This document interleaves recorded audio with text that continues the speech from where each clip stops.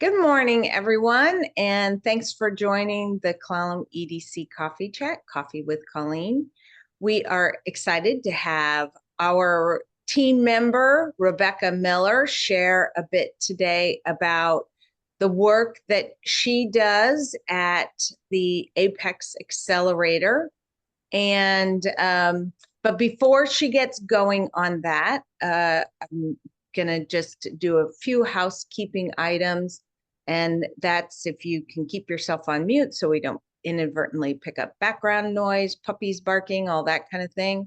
And then if you have questions, I think Rebekah, is it fine for it to be fairly interactive? And Please. yep. And so, yeah, just please either raise your hand or ask away. We've got kind of a small group today. So uh, we just want to get information out about the program, and she can share about what she does. And from there, I will let Rebekah take it away. So, oh, and I need to make sure you can share your PowerPoint. Well, thanks, Colleen, and good to see everybody this morning.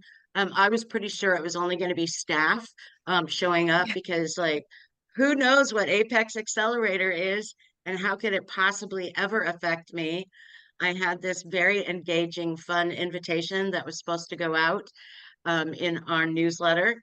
And lo and behold, I sent the wrong file to Mitch, so it didn't make it. So you are my dearest friends for being here and supporting us. And hopefully you can help Clallam EDC and me get the word out about yet another initiative that we're taking on. I am going to try to share my screen, but you know how that goes when you're not in your office and trying to do this from home. And also, if you hear puppies barking, that's me. I do not know how to shut them up when I'm presenting. So sorry about that. I think that I'm not in slideshow mode. So let me see if I can do that. Yay. I think we did it. Yes? Yep, it looks great. Okay, great. Okay, well, again, thanks so much for being here. And this morning we're going to talk about the Apex Accelerator. And I know we're very new to the region. Basically, the most general overview is that we are helping businesses get go through the process of government contracting. So primarily we are here to help private businesses, although especially when EDC was doing as much work with all of the what was it, the ARPA funds and getting all of those distributed to nonprofits. I certainly would never turn down helping a nonprofit, and we got a lot of them set up on sam.gov and that kind of thing. Just wanted to point out that this is not a brand new program. Only to us it is. It's actually been in the country for about 40 years.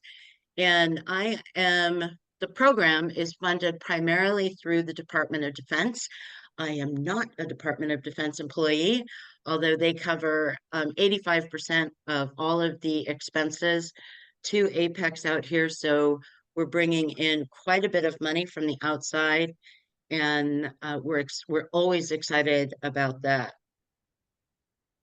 So, not that I was a school teacher, but I love quizzes. So I thought, what a better way to get the morning going and our brains thinking than an early morning quiz. So I don't know if you want to raise your hands or take a guess. It's hard for me to monitor what's going on because you guys are all so little right now because I'm looking at my slideshow. But if you care to just shout out, you're more than welcome to. So here we go, starting off with a quiz. So before Apex Accelerator, so I know it's new to us, Apex, but is there a chance that anybody might know the term PTAC, which is Procurement Technical Assistance Centers? That's what we used to be known as. In 2022, they switched the name to Apex Accelerator. So does anybody have, I get this question all the time. What does APEX stand for? I know. Colleen. No, I'm cheating. I don't ask me. Okay, because I get it all the time. So there we go. Nothing. It's just a capitalized word. Nobody asked me when they were rebranding the program, hey, what would this be? What should we do? There was a lot of, especially for staff that had been around a long time, it was a tough transition. If you Google Apex accelerators, there are lots of programs called Apex Accelerator, not necessarily ours. But PTAC, which I think is a much more snappy name, at least it spoke to more of what we did. So that's part of what we're doing this morning, is just trying to make you aware what Apex Accelerator is, because it seems like such a nebulous name. Okay, so we know that it's a nationwide program. Anyone care to venture a guess how many Apex accelerators there are across the country? And this would include Guam and the Virgin Islands, of course. I'm holding out for an opening in Virgin Islands. Just wanted to say, Colleen, sorry about that. Don't you dare. Okay, so there are actually 97 across the country and about 900 counselors. So it's a very vast network. And I get to go to conferences a couple times a year. It's a really interesting crowd because it's such a specialized um, career, I guess, to have. And uh, they've been incredibly supportive, and really appreciate all of their wisdom uh, coming there. So I am, a teeny tiny mark in all of this thing, but we're super glad that we finally have it out here. So Rebekah, that's about Yeah, 9 counselors um per Apex location. on So average. we have 2, so we need to grow 7 more employees then. Right? So, so it might be a good time to kind of give some. I honestly now I can't remember if I go into the history of Colleen hounding Representative Kilmore to get us some attention, and how I kind of fit into Washington Apex. Let me loop back into that once we get through our quiz, because I know everybody is Sure. dying to be sure that they score a high score this morning. So this is, I know, a lot of zeros, and we're talking billions of dollars. So I was just curious if anybody wanted to venture a guess as to if it's 6.3 billion, 63.7 billion, or $637 billion that the federal government spends in contracting in a given year. The Huge. biggest one. It is the biggest one. It's hard for me certainly to wrap my head around that much money. And this can be anything from, I mean, this is Department of Defense. So we've got, this could be, we always think of weapons and ammunition, whatever, but federal government buys almost, I honestly have not come up against anything that they have not bought. They buy soap, they buy cars, they buy windshield wipers. That might be my next slide. So if it is, I just gave you all the answers. But anyway, they buy a lot. Also, keep in mind that this is federal contracting, and Apex accelerators. And really what I'm hoping to do is to help as many local businesses get either local or state contracts, which is also something we help with. So there's even more money in government contracting. Okay, so any idea what percentage of federal contracts are awarded to small and medium-sized businesses?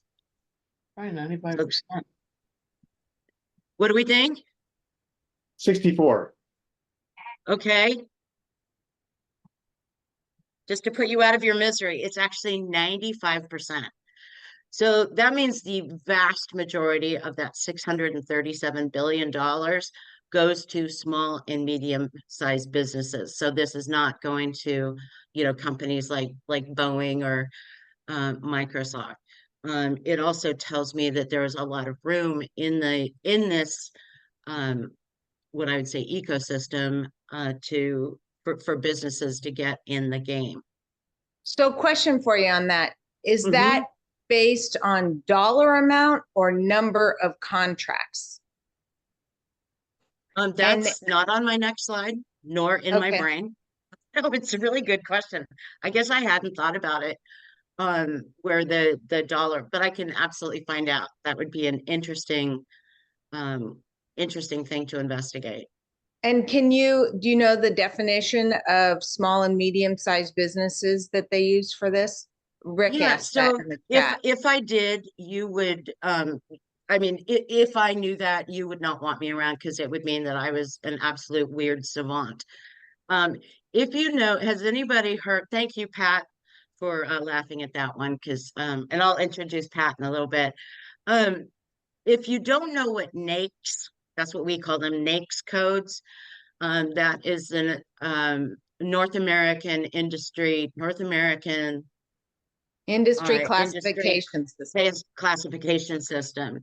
And like, let's say if you're a boat builder, you actually go in and choose what your NAICS code is. And well, you don't get to choose it, but you're looking up what your NAICS code is for that industry. And every industry has a different definition for what a small business is, how much money they can make, and how many employees they can make. And they stay under that threshold. And so that's why the NAICS system, one of the reasons that the NAICS system is in existence is to define what makes a small business. And, there are hundreds, if not thousands, if not, tens of thousands of NAICS codes. That's why I say, no, I can't help you define what a small business is for a particular industry. One thing I will say is that I've never run across a business in Clallam County that is not small. So even our biggest companies here in Clallam are still considered small.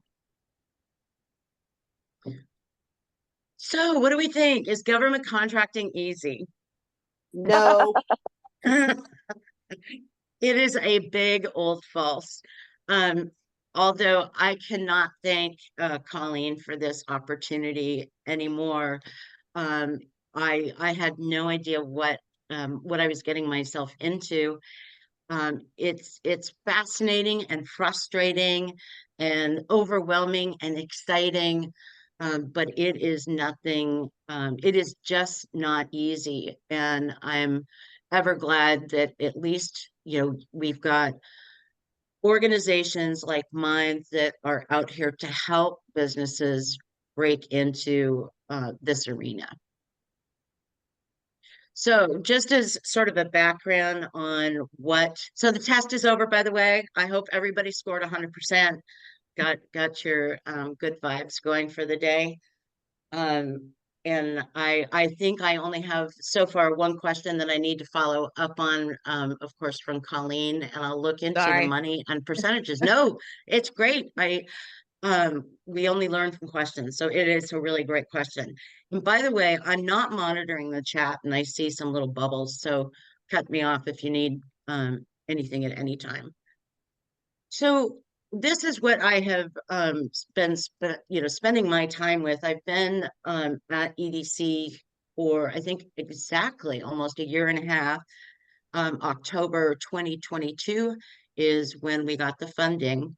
And so these are all the things that I can, this and more are some of the things that I can help with any businesses. So I do one-on-one advising.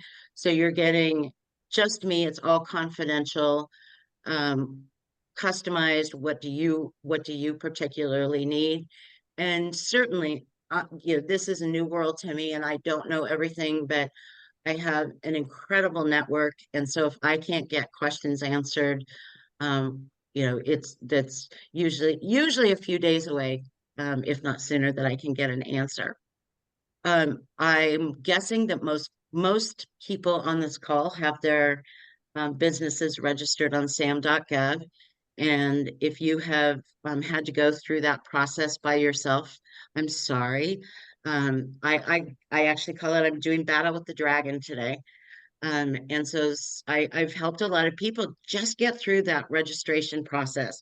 If you're just needing it for grant funding, usually it takes, I don't know, 15, 20 minutes. If you're trying to get contracting, can take about an hour. But there is not, I'm always impressed. Some clients will come to me and say, hey, I got through sam.gov on my own. And I'm like, that's super impressive. I had to do it for my previous employer and now at PBH. And now thankfully, I do the re-registrations for EDC, but it's just not fun and it's not easy. So we're here to help you do that.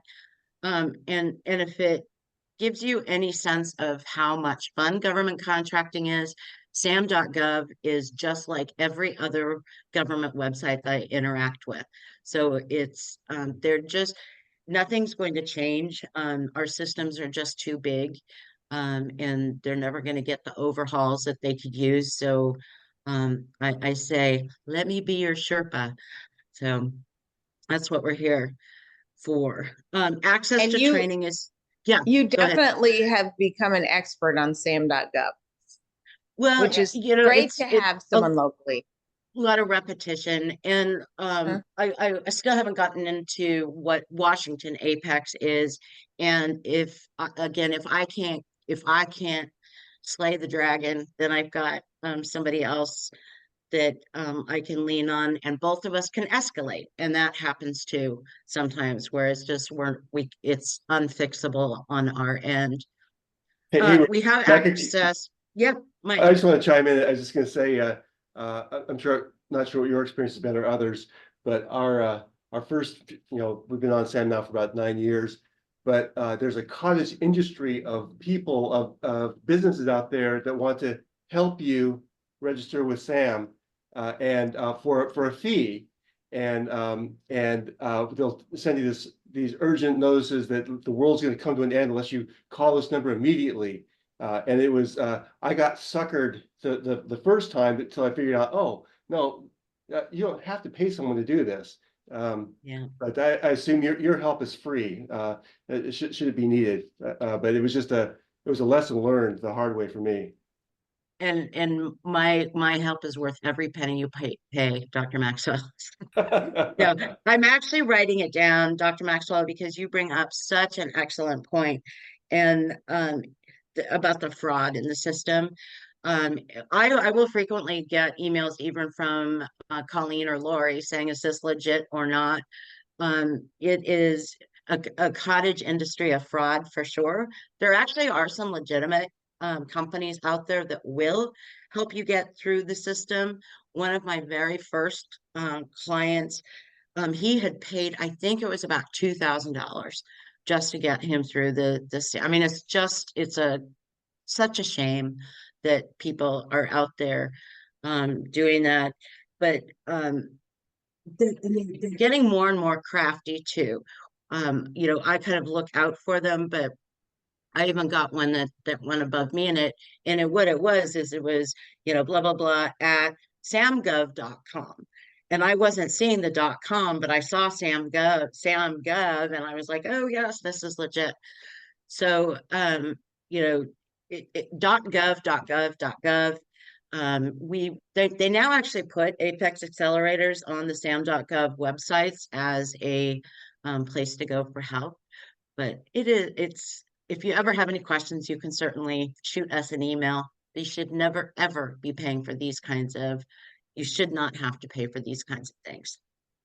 So I'm going to add that to the next time I'm out in there, just to get the word out that you should not be paying. It was a really, really great point. One of the I really like doing these, although I don't have a lot of time to doing them, is helping businesses with capability statements. And basically a capability statement is just a resume for a company. So if you're out job searching, you've got your resume done. If companies are out looking for government contracts, they need a capability statement, and there are certain things that you need to have on it, and we can help out with that. They're not complicated, but I feel like I've got a very good eye for aesthetics, and I enjoy putting those things together. One of the other things that I do is helping companies get through the certification process. And I do want to talk a little bit more later about the advantages of getting these certifications, but whether or not companies are women-owned, minority-owned, and we happen to live in a hub zone. I'm going to talk about that in a minute too. That it just gives you advantages when you're trying to get government contracting. And so I think this year I've already gotten, I believe, I don't know, I think 8 companies through the Hub Zone certification process. I see my friend Laurel Black on here, who I'd like to introduce later too. And she's got she's a woman-owned business in the state. So those are very handy, and pretty much any business out here on the peninsula is eligible for that. As a caveat, I will say it only helps with federal contracting. So there's not great need if you're never going to pursue federal contracting, but it's a nice certificate to have on that capability statement. The other thing that one of the other things that I can do is solicitation review. So whether it's the county or FEMA, there's 2,000 federal agencies across the country, so there are a lot of them. I did one recently with Coast Guard with one of our clients, just wanting to pick up on a contract to do an inspection on some pumps out in Nia Bay. And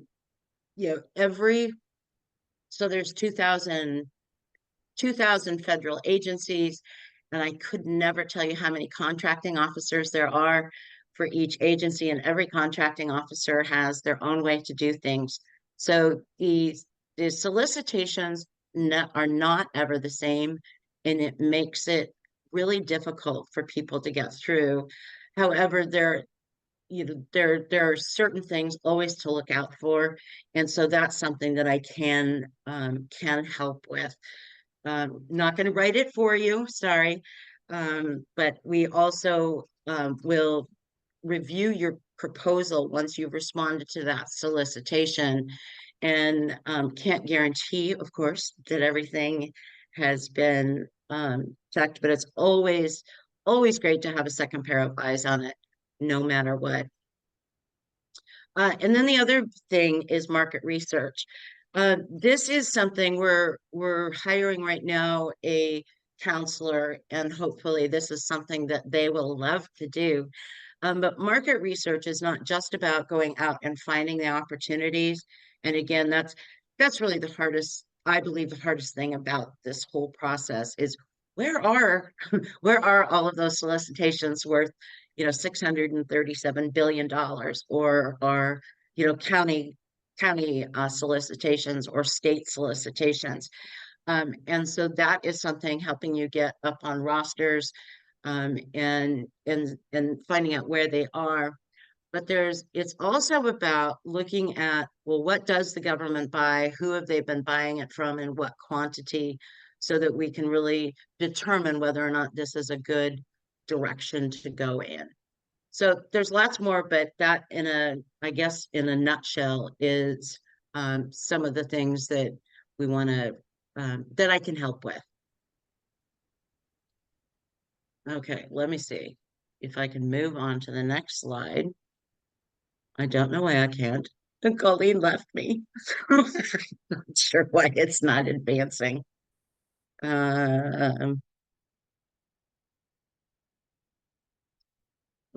clearly I can't help you with a PowerPoint presentation, but there are perhaps other things that I can do. Why isn't it moving on me? Okay. There we go. I don't know what I did, but it worked. So, and if you're really paying attention, I know this is tough. You might have a question about this, because I say over here the percentage of contracts to small businesses is 23%.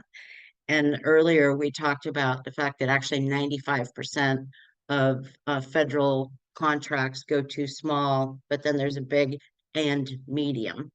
So there, but still, a quarter of the government, their goals are to put a quarter of their money into small businesses, which is a lofty goal, but I think it helps all of the money going to, you know, one big agency or one big company. So one of the other things that within those goals is that we talked about certifications. And the government also, not just any old small business, but they want to be sure that they are supporting small businesses that have been historically underserved.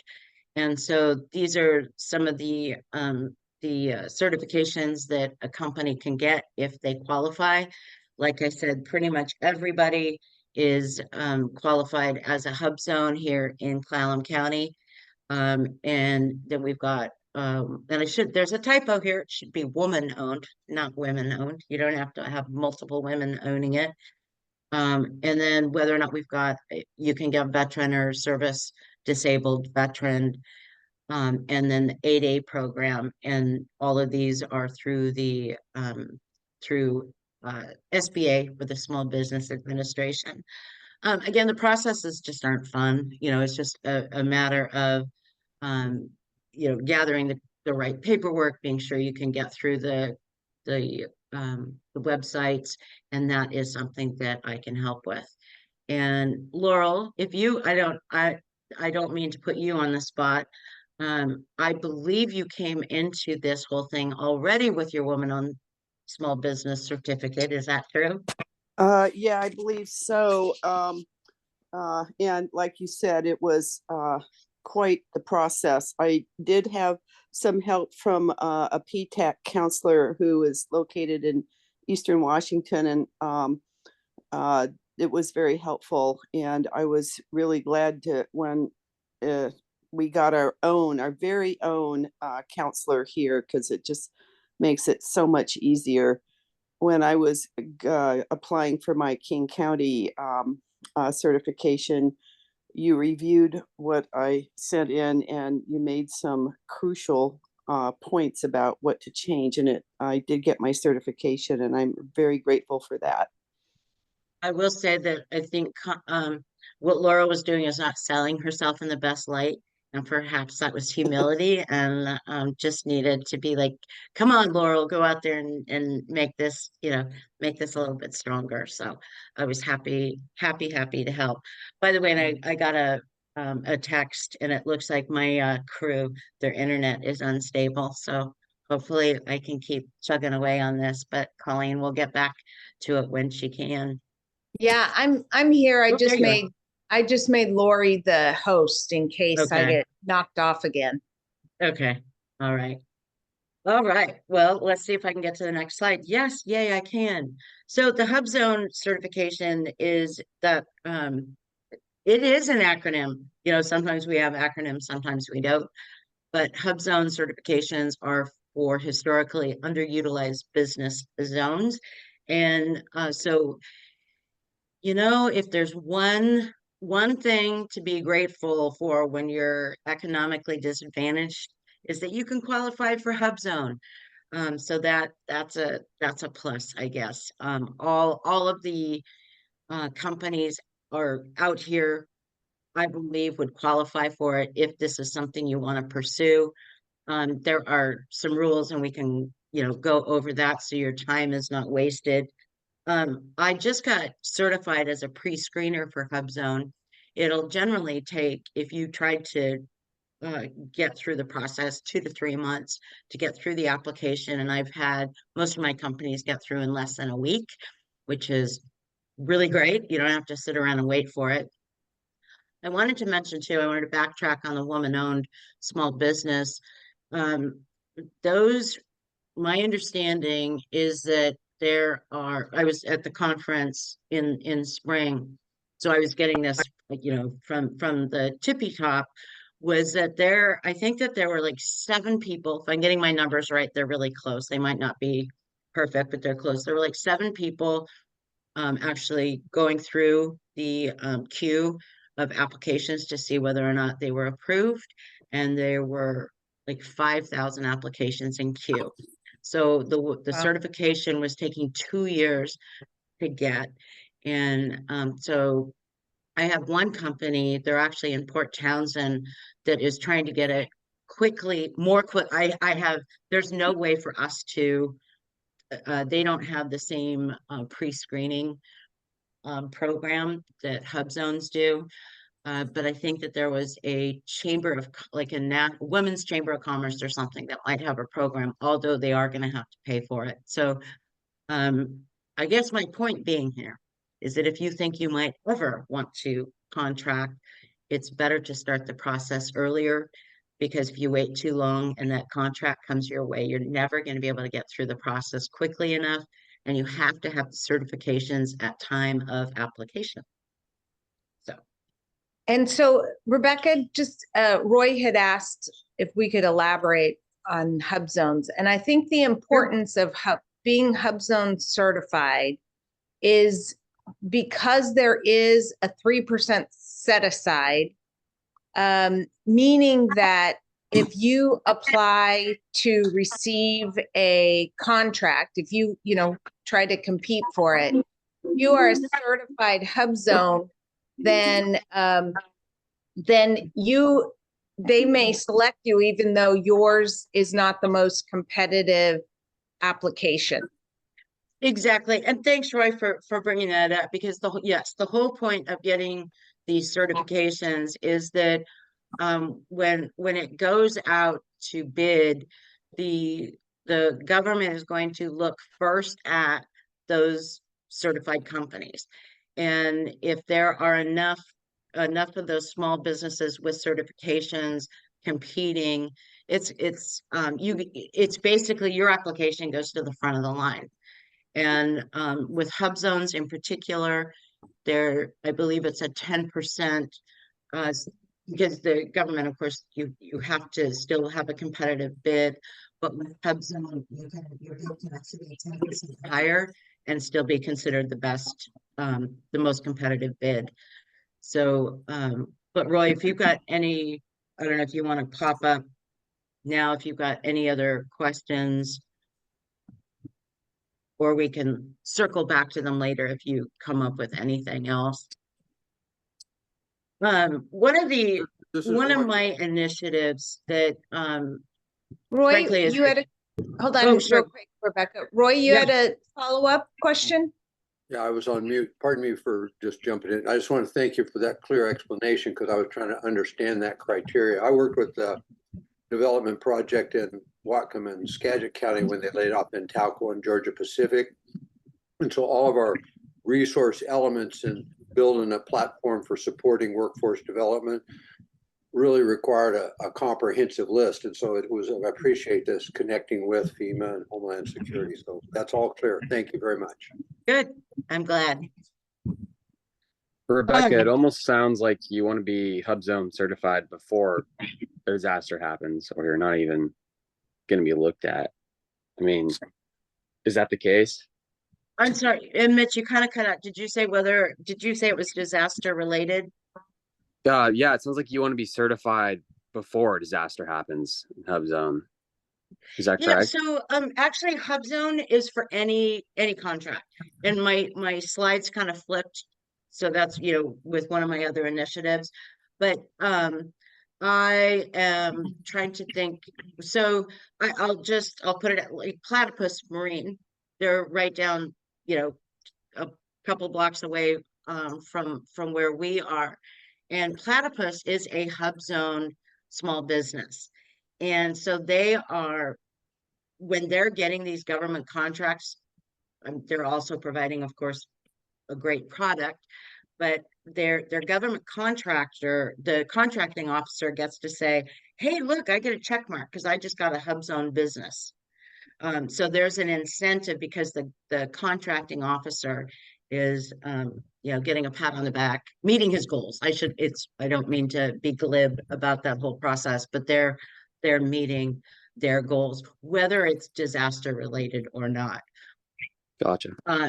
But it's a nice segue into this next slide, because as I guess one of just my personal initiatives, I will say one of the lovely things about working for Colleen is that she's really letting me kind of make this Apex what it's going to be. I'm never going to be an expert in knowing the language of all 2,000, you know, agencies and all the contracting officers and every single rule. So what can I really specialize in and become an expert in, and then rely on my network of colleagues to help me with, when I get stuck on other things. And I'm sad to say that so you know a little bit about my insecurities, that I think about the Cascadia subduction on a daily basis. And I'm always like, hopefully I'll be at home with the dogs when it happens. But, as most people will say, when you have those kinds of fears, if you could maybe take steps, to mitigate that, what can I do to make it better? So I was like, well, this kind of works along with that. So one of the things that I've noticed is that out here in our beautiful Olympic Peninsula is that we do not have a lot of businesses that are engaged with government contracting. We're not on those rosters. We're not, if Ann Chastain was on Coffee with Colleen, I think about a month ago.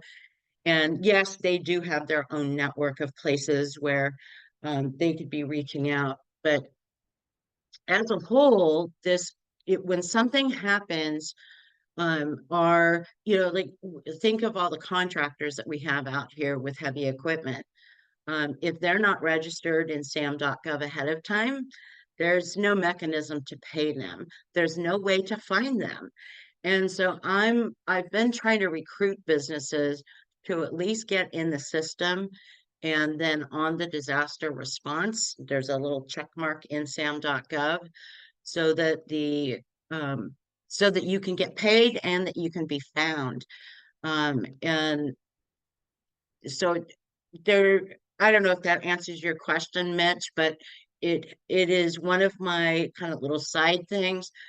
There also with firefighting, I think that's kind of what kicked it off. If you want to become a firefighter, it is an incredibly convoluted system to get on for bidding purposes and which region you want to work in and all of that. So that's kind of what sparked this whole idea of disaster response. But the county commissioners were very interested in me having a part in this, just to be sure that we've got as many local people, since they all say that when it happens, we're on our own for a really long time. And the way that FEMA works is interesting. We won't get into it now because it's, long and involved, but we are going to be on our own, and we're going to need to figure out some way to call people with that heavy equipment, or with food distribution centers, with medical care, whatever it is. So. Got it. Yeah. Thank you for clarifying. No, thanks for the question. Rick asked, is our hub zone status changing? Only when we all get really wealthy out here, and that is not likely to happen. I don't know if it happens every 10 years, whether or not it's all combined with census, but we're not on the verge of not being eligible for that. Okay, and once again, have no idea why it's not moving forward. I'll just keep pushing buttons. This happened earlier too, Colleen. I don't know why it's not forwarding. Okay. There, yay. I shouldn't say my favorite anymore. But if you know me, you know that I love dogs. So yeah, of course, this was kind of one of my favorite contracts, and will always have a place in my heart because it was the very first company that I helped that actually got a contract awarded to it. They're here in Squim. And she called me because the Army Corps of Engineers wanted to hire her dogs because the solicitation was a little bit vague. They wouldn't say exactly where it was because it was sensitive. I'm sure, my guess is that before they brought out all of that heavy equipment, that they wanted to be sure that there weren't ancient human remains. But this company, their dogs sniff out ancient human remains. And they're not cadaver dogs. They are not search and rescue dogs. They are here specifically to look for ancient human remains. They also call them, they can also sniff out cremains. So if there are burned remains of humans, and it was much less expensive for Army Corps to hire this company than it was for them to start going out and just digging up here and there, getting too far into a project before they had to go out. Then there's this little teaser in here, which is dated, I know, because I think some news just came out recently about Amelia Earhart. But this company, they had been hired by National Geographic some years ago, and they are absolutely convinced that they know where Amelia Earhart's remains are on some atoll in the Pacific, and told me a story that on this atoll they found a woman's shoe that would have been Amelia Earhart size, and they found some freckle cream, because apparently Amelia was not fond of her freckles. So I don't know. It's just a fun story. Probably I'm just more fun than factual on this one, but it was a really small contract, but I don't know. I think we've all got those wins in our life, and whenever one of my companies wins a contract, it's like, yay, I feel so proud of them and so glad that I was able to help somebody local move ahead.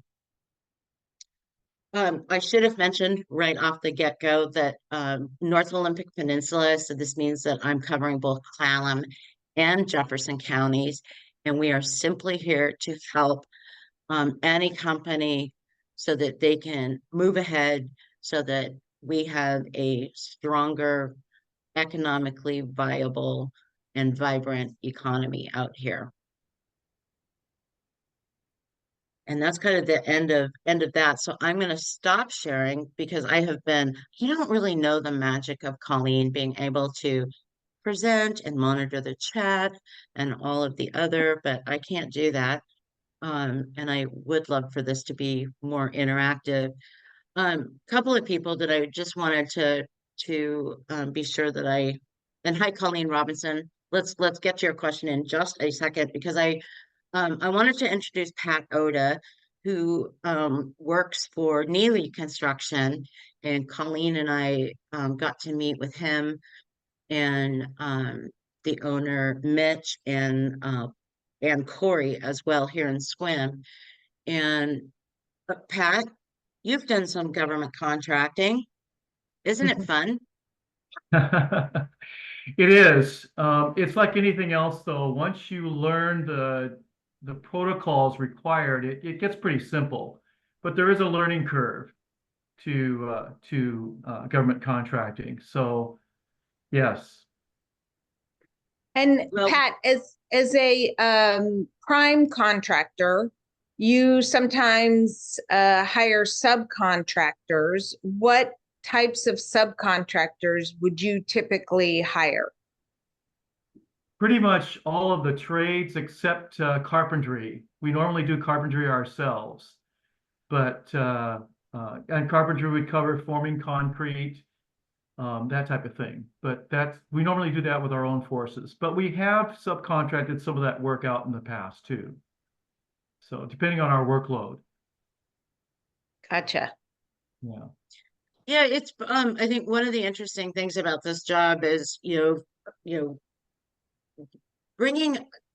acknowledging, letting people know, understanding what some of these rural inequities are. And we've talked about, and need to come back to that with apprentices. We don't have apprenticeships out here. We don't have the big prime contractors who are hiring local people. And so we're really trying to, work with our partners, make them more aware of, getting our local people moved up into some of these positions, because with this with the fish passage projects, there's a lot of contractors coming in from outside of the area, and we want our local people employed on these big government projects, not just people coming from outside. Hey, Colleen Robinson, what you got?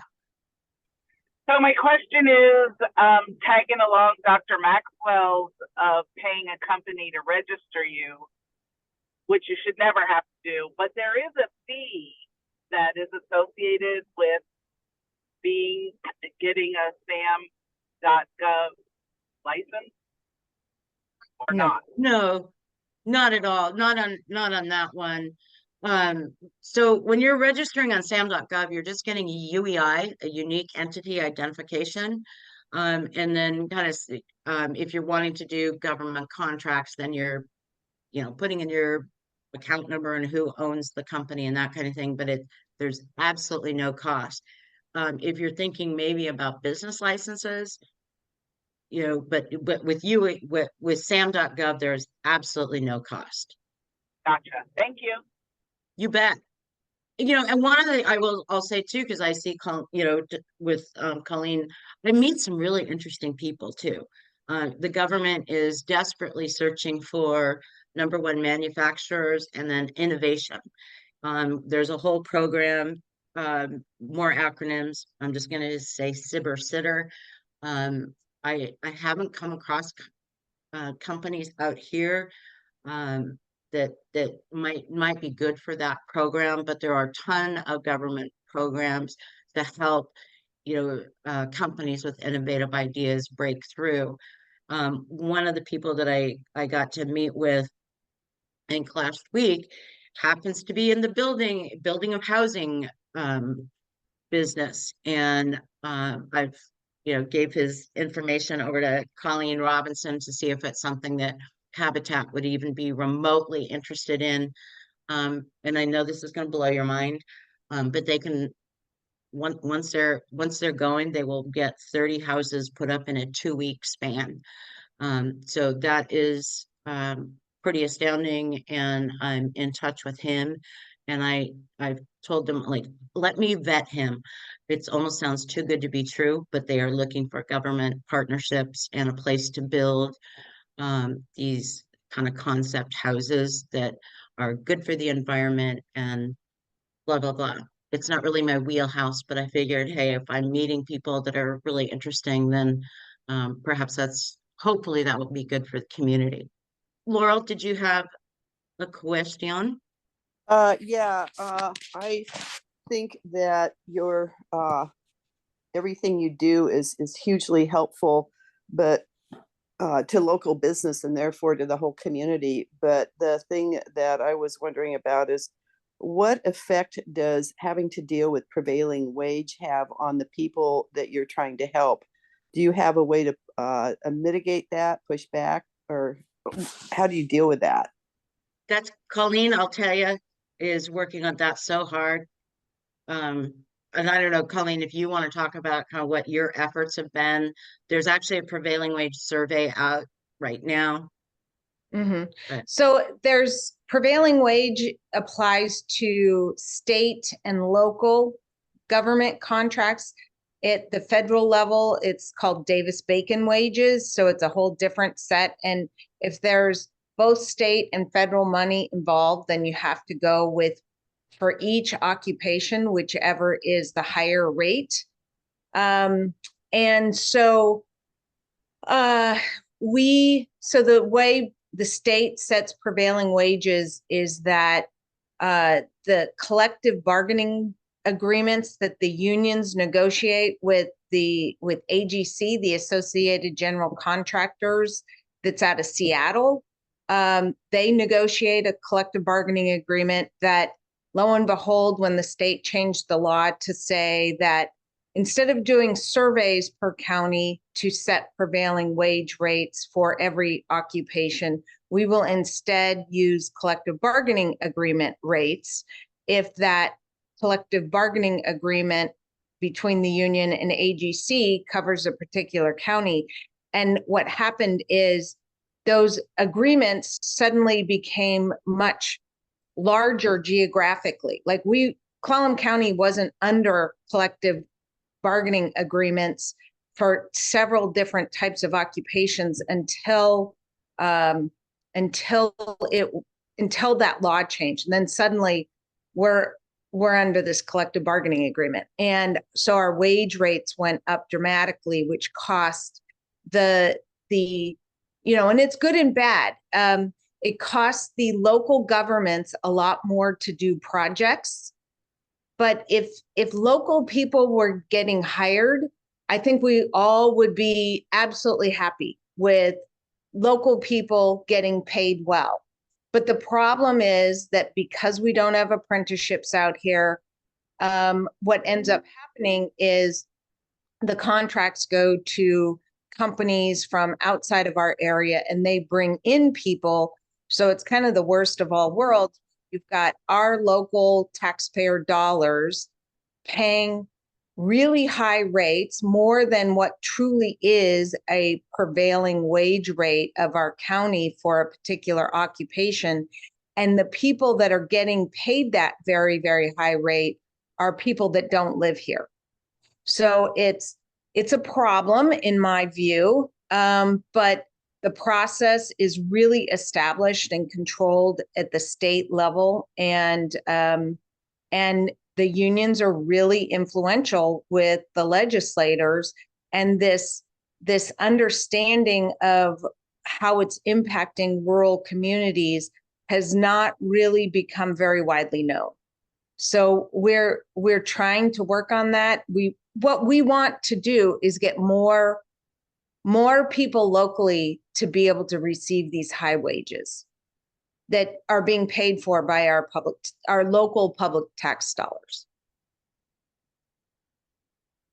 If that makes sense. Kind of a confusing issue, but it's not working out well for us. The system's not working well for us.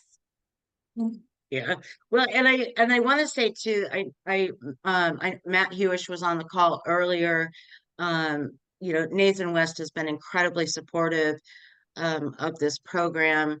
It looks like City of PA, I think their Public Works Director, Mike Healy, might be retiring because I saw his job being posted and he's lovely.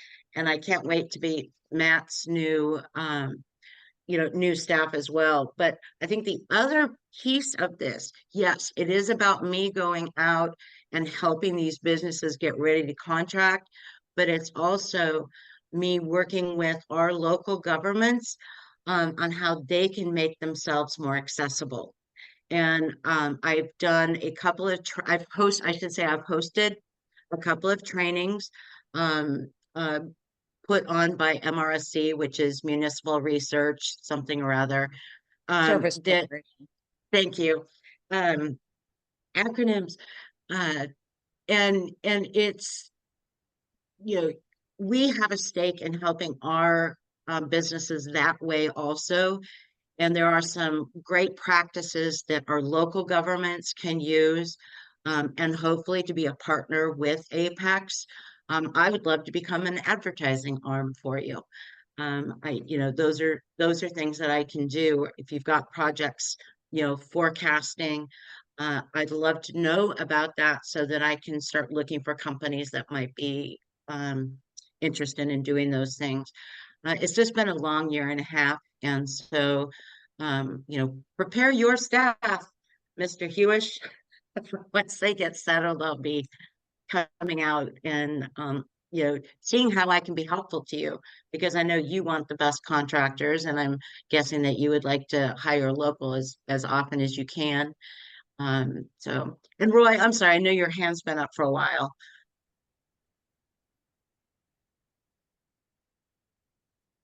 Roy, do you have a question? Roy Morris or Nancy? Unmute, yeah. I'm going to walk backwards just a little bit because the conversation kept going by from where I was entered with my hand raised up. But first, I'd like to say I'm so grateful that I've caught several of these, Colleen, and that Rebekah has given the spectrum of information she's given, because I've been here for 36 years working on these kinds of projects. And sometimes I go away and work in Colorado or And when they had the Bellingham reemployment, pre-employment, where they laid off all the Intalco and Georgia Pacific workers. But specifically, the points now walking backwards from what was said, is my goal has been working with the North Pacific Coast MRC and the Clallam County MRC and the Marine Sanctuary and all the in-pickle and North Olympic Salmon Coalition dollars that come here as we describe projects primarily around habitat restoration and work. They get into a bigger spectrum of industrial endeavor, which I've worked with the I-5 construction and helped program some of the jobs for that. And engineering some of the work with contractors from out of the area.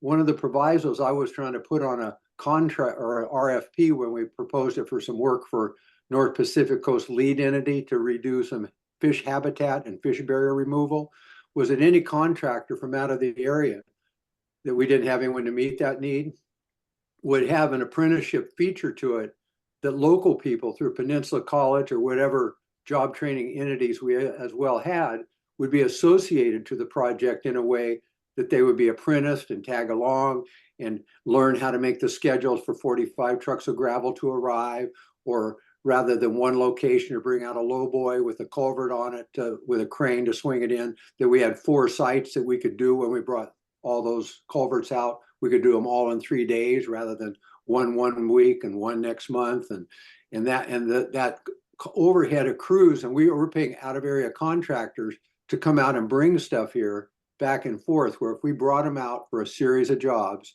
and did project plan, schedule, and calendars and built a training module over that we had local people from Peninsula College or any other training entity that were apprenticed and in service in that. So that's the kind of scope of work that I do, and I do whiteboard workups on that with timelines and all the active elements in it. So later I'll call Rebekah and we're coming to PA tomorrow and talk a little more specifically. But bringing those jobs home, I caught Rod Fleck hiring survey guys standing there with tripods in Forks doing the dipsy-doos for wheelchairs. And I asked the guy, oh, where are you from? And he said, oh, I'm from Linwood. And I call up Peninsula College and say, don't we have anyone out here can run a transit and level to do a contract in Forks? And we don't.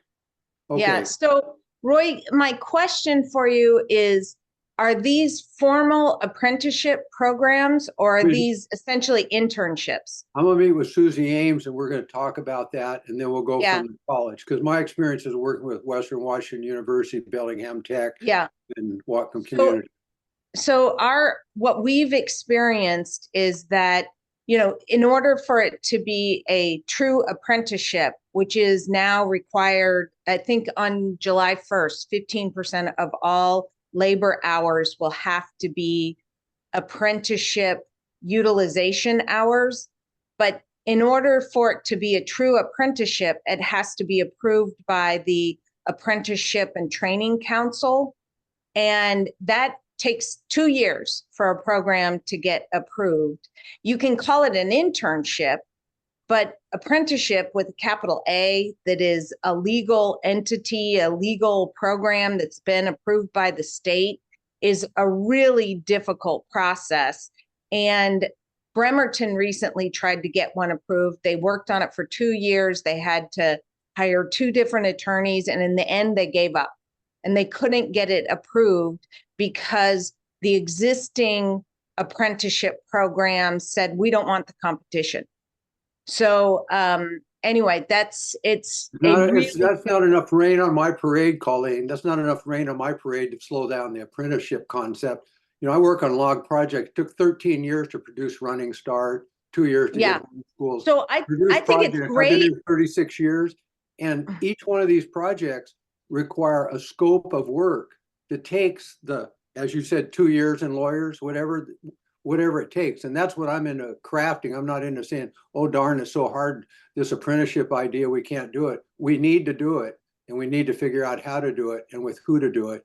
And then I'll tell you, Roy, Colleen is fighting tooth and nail on this. And I do want to invite you to connect with Pat Oda, who he and I had a conversation. Smiling there and nod. He and I done some work, I'm sure. Okay.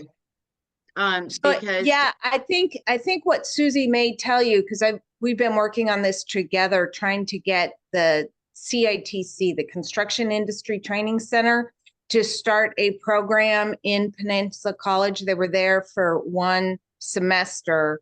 And they didn't market the program very well, so there weren't that many students, and then they left after one semester.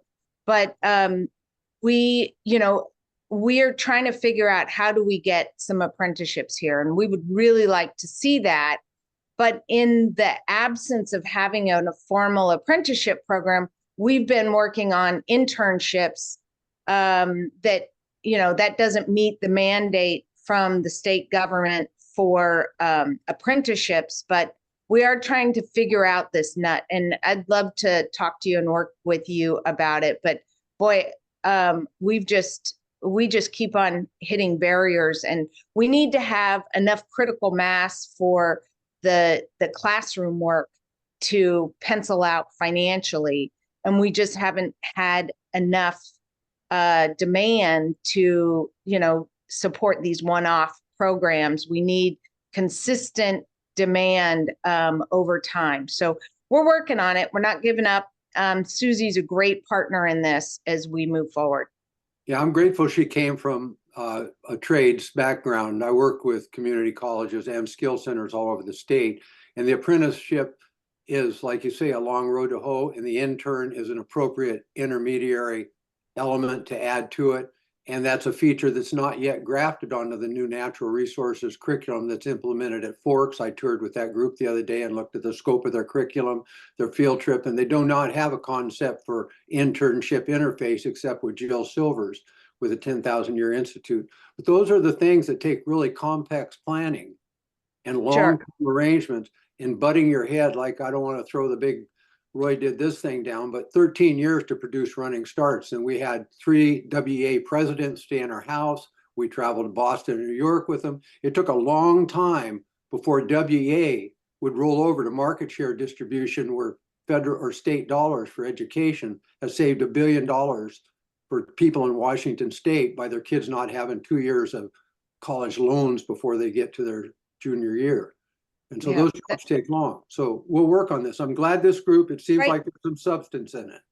Yeah. Well, thanks so much for joining us, Roy. And it is 9:04. So I am going to go ahead and stop the recording and say thank you so much, Rebekah, to you for doing your presentation and all the work you do for the community. Thank you for having me. Thank you very much. And if anybody wants to come talk, I put our, whatever, but you know where to find me. Great. Thanks, everyone.